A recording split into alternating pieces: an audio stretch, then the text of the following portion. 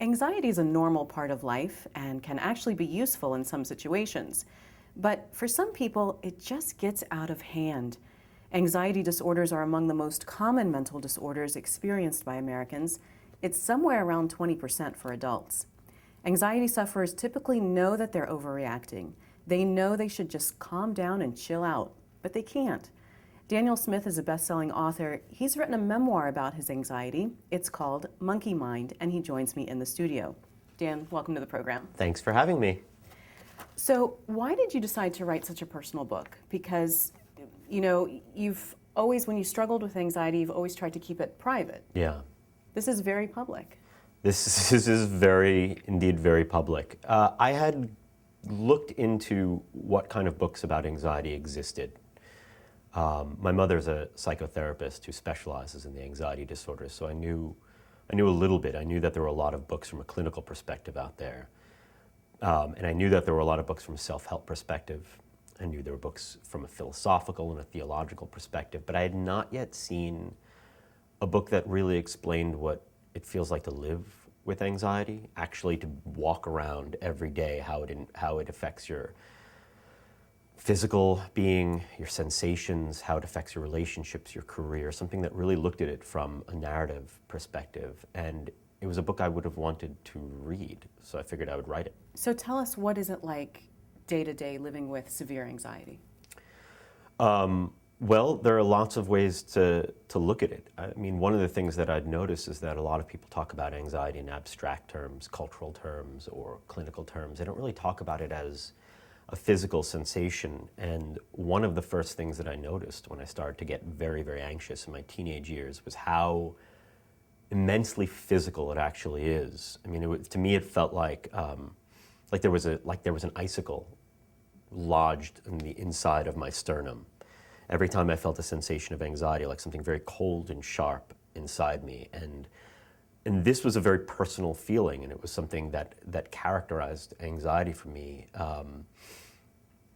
There are also other physical sensations, sort of disorientation and confusion and tingling in the limbs or sweating profusely. All these components that that you put together, and for you, it's profound. It's like a seizure. It's like a physical seizure of all these different components of your body. So it's an attack. It happens just all of a sudden. Well, there are different ways. I mean, there's no really one way to talk about anxiety. Sometimes it builds into an attack. Sometimes it seems to just come on suddenly. Panic attacks sort of come on more suddenly than other things, and I've never really suffered unduly from panic attacks. They've come at really bad times, but mine have always been a little bit.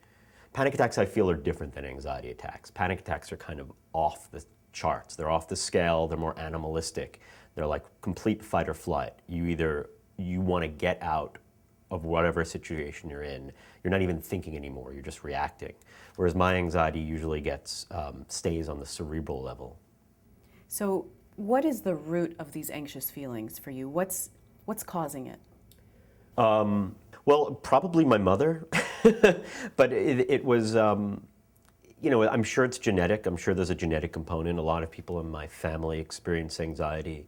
Both your mom and your dad had Both anxiety. my mom and my dad had anxiety, but in very different ways. My father's was a little bit more complicated. I'd written a book. My first book was called Muses, Madmen, and Prophets, and it's about the experience and the science and the meaning of hearing voices. My father had heard voices for very many years, but was not schizophrenic, but kept these voices private. They kept them secret. And that silence, I think, was a very anxiety-provoking thing for him, to have this secret. So, but my mother had panic attacks for most of her life, and in a very classic panic disorder kind of way. So Daniel, is it genetic, or is it that you grew up seeing your parents have this anxiety or this worry? I'm sure it's both. I'll never know exactly in what measure it's nature and what measure it's nurture, and I'm not sure it really matters. To figure out the origin of it, to figure out the precise etiology, doesn't really concern me, and I don't want to demonize the influence of my parents just because they were anxious.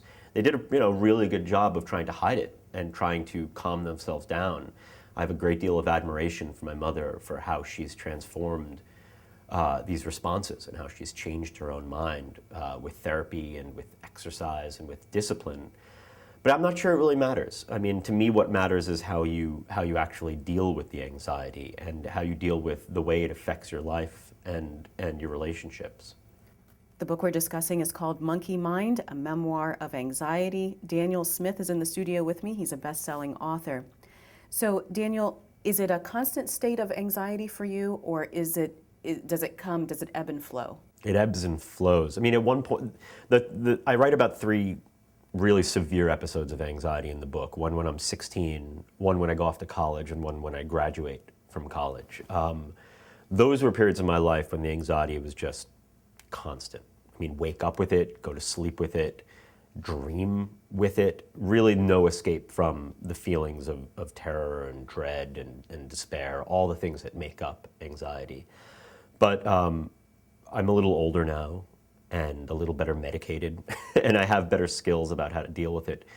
So now it tends to ebb and flow, although I have noticed a pattern to the anxiety, which is that I usually wake up feeling fine and optimistic about the day.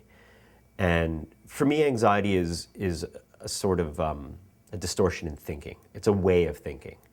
And throughout the day, throughout the morning, I'm usually pretty good about not letting my thoughts get out of control. But as the day proceeds and I get more tired and the work gets harder and I get more distracted, it becomes harder to kind of collar those thoughts and rein them in, and then the anxiety starts to mount around 3 o'clock or so. But so this is my question, Yeah. is how is anxiety different from fear?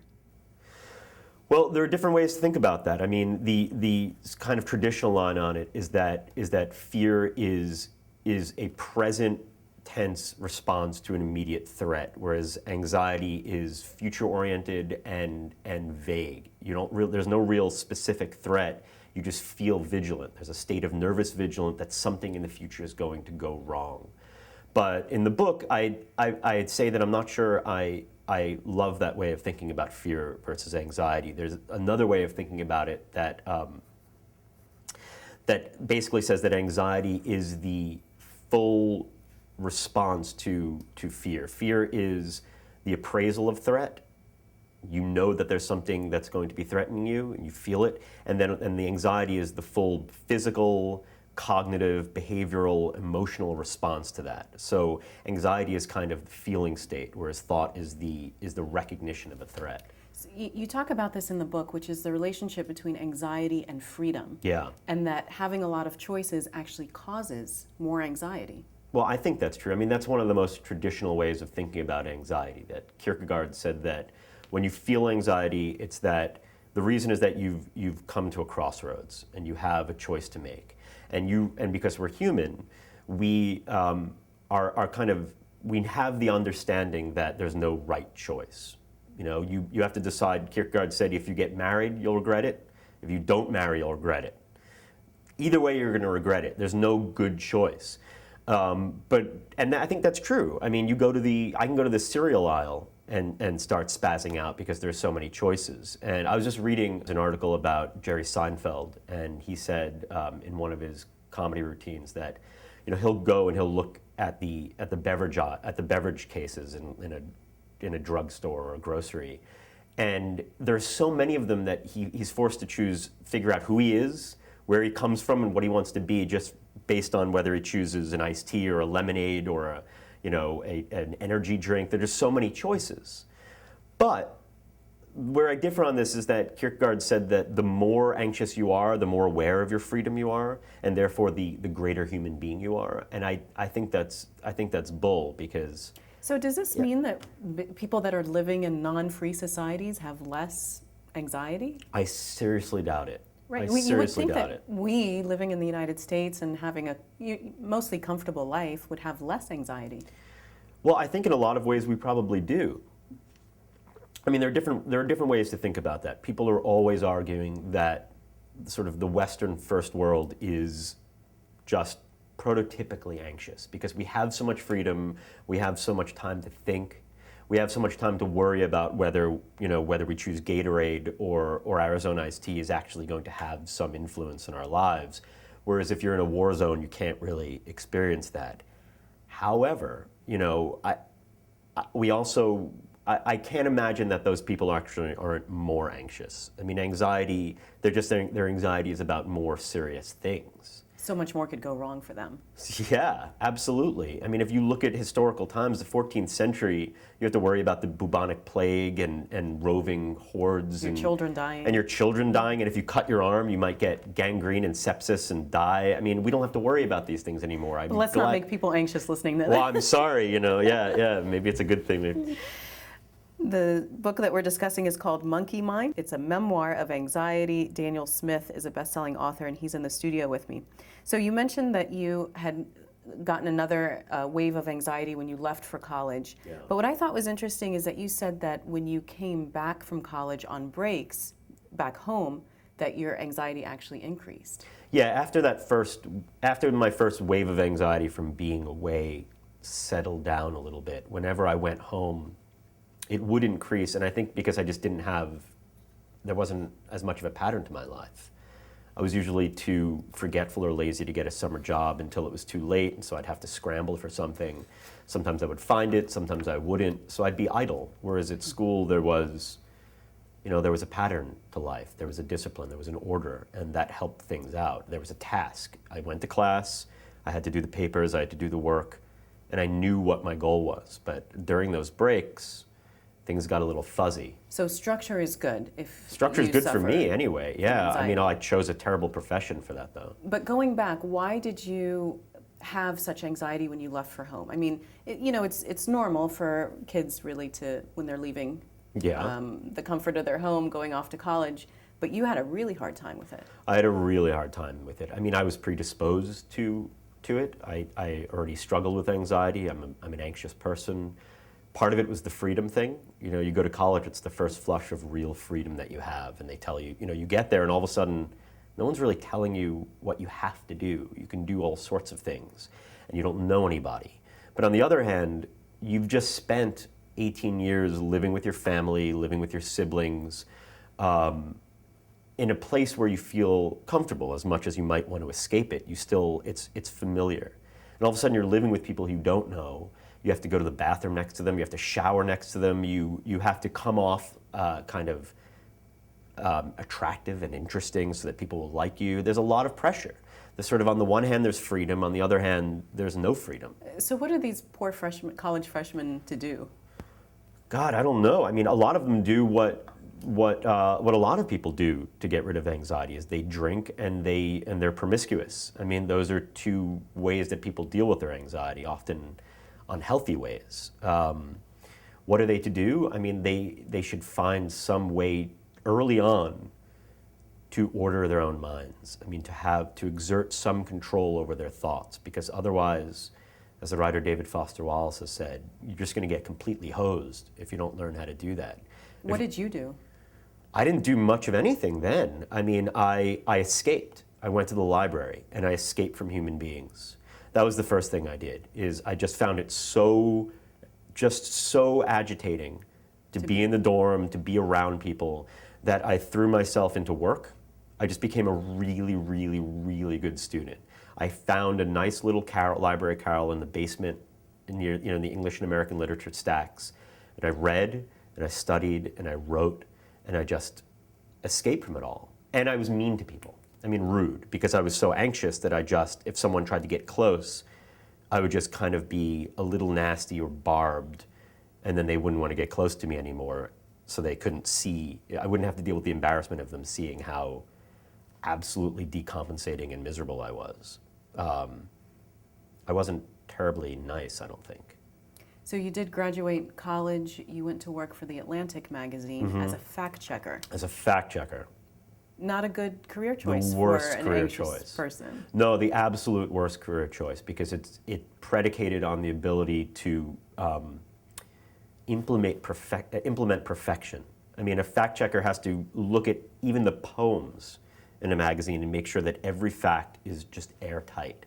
And if you make a mistake, because it's the Atlantic, that someone else is going to use that article and they're going to take it as the gospel truth, and then they're going to make the error, and it's just going to go out into the world in what one fact checker has called an exponential explosion of errata. And so you're there and you know that you're going to get in trouble. You're going to be blamed, not the journalist. And it was awful. I was good at it though. Anxious people are good at it. But it's not very good and it's not good for writing either, I don't think. So you say this, quote, among the most important questions a contemporary anxiety sufferer has to ask himself is, what should I do about my armpits? Yes, I did say that, didn't I? Well, a lot of people who suffer from anxiety suffer from what the doctors call hyperhidrosis, which is just the clinical term for sweating a whole damn lot. And when I was at the Atlantic, I really had a problem with that. I mean, you'd get nervous, and then you'd start sweating, and then you'd get nervous about whether people were noticing that you were sweating, would make you sweat more, and so on and so forth. I mean, that's the sort of recursive thing about anxiety. I don't really struggle with it anymore, but I mean, I struggle with it, but I discovered you want to talk about embarrassing. I'm going to let it all hang out. The greatest thing, which is that you can get Botox injections now under your arms to paralyze the sweat glands under your arms so that you don't have to worry about it anymore. So every 6 months, I go to the dermatologist and they inject me with Botox under the arm. Daniel Smith is a best-selling author. He's in the studio with me to talk about his memoir about anxiety. It's called Monkey Mind. So you said that this was not a good career choice for somebody with anxiety. Yeah. What are some career choices that are good if you suffer from anxiety? You know, counterintuitively, I think the ones that are high pressure, actually, but high pressure in a certain way. I think if I had been an emergency room doctor, I would have been perfectly fine. Because there's something about, anxiety is related to time. You're either worried about what's going to happen in the future, or you regret what you've done in the past, which will, of course, in turn, influence the future negatively. But if you have some job where you're slammed into the present at all times, if there's an emergency going on, a lot of times you're fine because you're just focused. You're focused on that. So I probably would have made a good, combat pilot or something. What other jobs are good? I have no idea. Writing is probably not a very good one. No, why? Because it's so unstructured. Well, it's unstructured, one. I mean, it's good because you don't have to deal with people. So if you have a panic attack in the middle of the day, you don't have to run to the men's room and hide in the stall. You can just sit there at your desk and ride it out. No, because you're either looking at the pile of junk that you've written and worrying about how bad it is, or you're looking at the blank page and worrying about how you soon are going to fill it with junk. It's just it's uncertain. There are no rules. Something with rules, I probably would have made a good, my father once said that he was a lawyer and he said he wished he had become a house painter. That's a good job. Like just you sand the house, you paint the house, you give it a second coat and you're done. You could see the results. Or like a house, I would have make a great housekeeper or dishwasher or something like that. Something where the results, it's clear. So Daniel, you met a wonderful woman. You guys started dating. She moved in with you. Everything was going swimmingly. Then what? Well, then I got anxious. I wrote an article for The Atlantic that got a lot of attention and a great deal of it negative. A lot of people were very critical of it. And this launched me into a state of real terrible panic and anxiety because I had just wanted to start writing. Wasn't really prepared for that onslaught of criticism. And I was living with my girlfriend at the time and became profoundly anxious. And the thing about anxiety, the real horror about anxiety is that if it's bad, it makes it very hard to love anybody because you're so stuck in your own head. Anxious thoughts are just really melodramatic thoughts. They grab you by the lapels and they say, listen to me, look at me, hear me, believe me. You become self-absorbed in a way. You become radically self-absorbed. I mean, so self-absorbed that you can't see past yourself. But you're also seeing that you can't see past yourself because you're anxious and they're very self-aware thoughts. You're not crazy. And so you start hating yourself for it. And you're seeing how you're failing. You're seeing how you're being a bad boyfriend, a bad husband, a bad wife, a bad whatever. And so you don't want to be confronted with that. So you push the person away. But you're also desperately in need of comfort because you're in pain. So if you're anything like me, and you see this in the lives of sort of famous historical anxiety sufferers, that they push and they pull, they push and they pull, they They say, I don't know if I love you, you shouldn't have me in your life, I don't want you in my life, it's too painful, I don't want you to see me.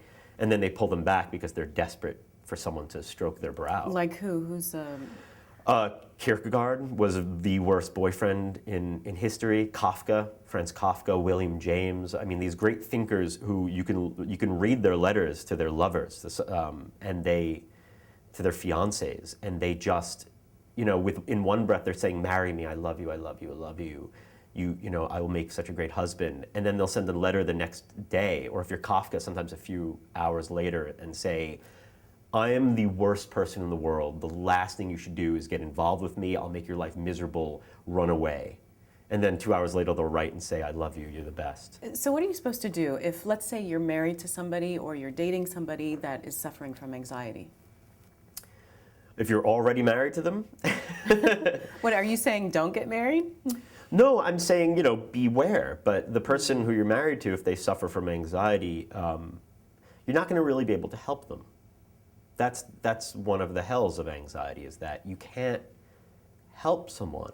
They have to figure it out themselves. They have to find their own help. You can't put a bandage on them. Anxiety is a habit of thinking. It's a way of thinking and experiencing the world. And the only thing you can do is create new pathways, create new patterns of thought. And you need to go at it, hammer and tongs. You need to find a therapist who actually is structured and gives you some discipline. You have to meditate, you have to exercise, do whatever it takes to make sure that anxiety doesn't affect the people that you love. And a lot of times it does. When you are starting to feel anxious, you don't go to your wife? I don't go to my wife, no. I go to my friends because I don't want to dump it on her. I will call a friend, but even calling a friend doesn't do anything. It's like having a drink. If you have a drink, it sort of fuzzes the edges, it makes you feel better for a while. And talking to a friend, dumping it out will make you feel better, but it won't change how you think. You actually have to do the work. You have to not want the quick fixes. But no, I won't go to my wife because it's not about her. I would imagine there's a lot of substance abuse related to anxiety. Oh yeah. I mean, substance abuse is, of course, an attempt to not face those agitated, anxious feelings. It's a way to tamp down those fires. So what are the coping techniques that you have used that have worked for you? The two things that have worked best for me, and I'm not saying they work for everyone, people have different ways, are the techniques of cognitive and cognitive behavioral therapy, which is really effective for anxiety. And what does that mean? Well, it basically, in its classic form, the form that worked for me, basically says it starts with mindfulness. The theory is that when you experience a wave of anxiety, it feels like it comes on suddenly, but in fact you've been talking to yourself. You've said something to yourself in your head, and what you need to do is stop and identify that thought. What is it that you said? It might have been, I'm not worthwhile. It might have been, my wife doesn't love me anymore. It might have been, I think I'm going to make a mistake at work. And then question that thought. Is it true? Sort of go at it as you would if you were a scientist going at a theory. Is this exactly true? What is the evidence for and against? What percentage of accuracy would I place on it? The other technique that's worked for me is meditation, in particular Zen Buddhist meditation. Which is kind of the opposite of cognitive. Well, it's kind of the same and the opposite in that the essential ingredient is mindfulness, right? So you practice noticing the thoughts as they occur, but instead of picking it up and looking at it from all sides and questioning it, you drop it. You lift it up and you drop it. You lift up the next thought and you drop it. But you don't try to stop the thoughts. You don't try to yell yourself away from them. You don't try to berate yourself. You just notice them. So, whether doing these two things at the same time is making me more neurotic, I don't know. But the mindfulness, to me, that's it. That's the job. I want to ask you a little bit about the demographics of anxiety. Sure. That it starts to decrease as one gets older. Yeah, I mean, that's certainly been my experience. I think... Why? Well, you know the old saying, don't trust anyone over 30? That's because as you get older, you get a little bit less radical in your thinking. You get a little less absolute. You fail more. You've experienced horrors. You've experienced deaths. You've experienced your own all the things that you thought were terrible that were going to happen, you were going to mess up, you weren't going to achieve the things that you told yourself you were going to achieve.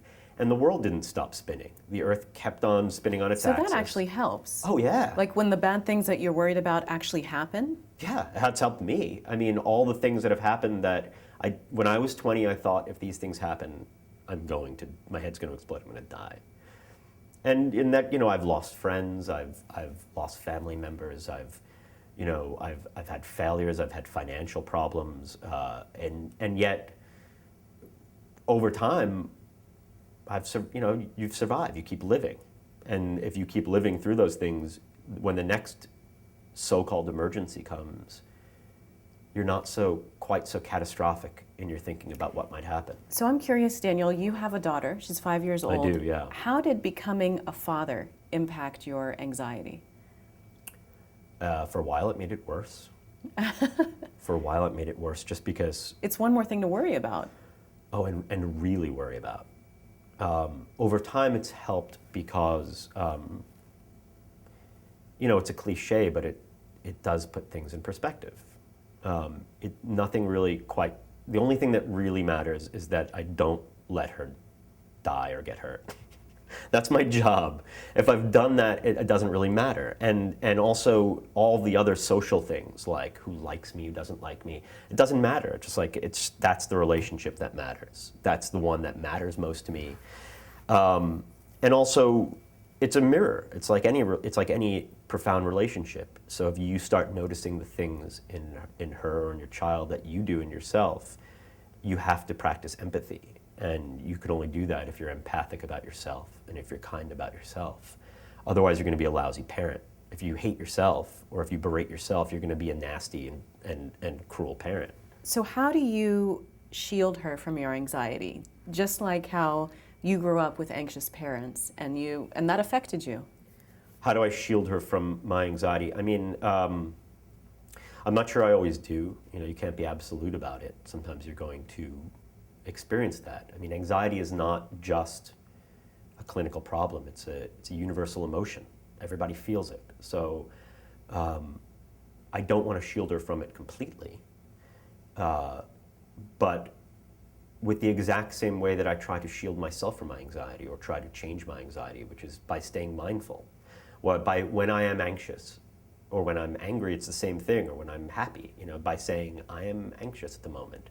By not letting those things consume me, but noticing that that's the emotion I'm feeling at the moment, and that, like everything else, it will pass. So I won't act on it.